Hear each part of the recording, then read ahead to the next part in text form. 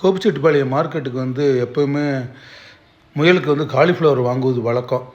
பக்கத்தில் ஒரு பப்பாளி பழம் வாங்குறப்ப தான் இந்த அக்காக்கள் வந்து ஐடியா கொடுத்தாங்க, பப்பாளி கிரேவி பண்ணுங்க சூப்பராக இருக்குன்னு சொல்லிட்டு.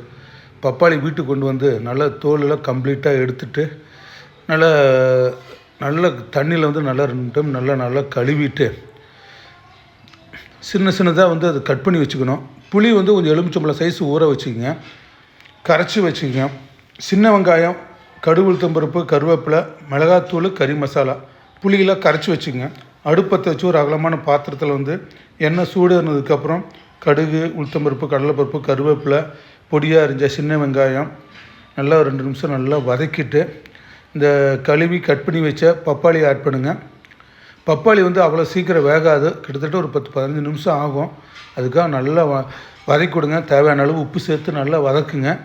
நல்லா வதக்கிட்டு காய் வந்துருச்சான்னு செக் பண்ணி பாருங்கள். வேகலை அப்படின்னா திருப்பி வந்து கொஞ்சம் லேசாக வந்து தண்ணி தெளித்து விட்டுங்க.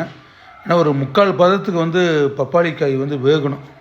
வெந்ததுக்கு அப்புறம் தான் நீங்கள் வந்து எடுத்து வச்சு இந்த மிளகாத்தூள், கறி மசாலா தூள் ஆட் பண்ணணும். ஒரு 2 நிமிஷம் வதக்கிட்டு கடைசியாக வந்து இந்த புளிக்கரைசல் கொஞ்சம் ஊற்றுங்க. நல்லா புளிக்கரைசல் ஊற்றுனதுக்கப்புறம் ஒரு 5 நிமிஷம் நல்லா கொதிச்சதுக்கப்புறம் அடுப்பு வந்து சிம்மில் வந்து ஒரு 5 நிமிஷம் உப்பு செக் பண்ணிவிட்டு 5 நிமிஷம் கழித்து சிம்மில் வச்சு ஆஃப் பண்ணிடுங்க. சூப்பராக இருக்கும்.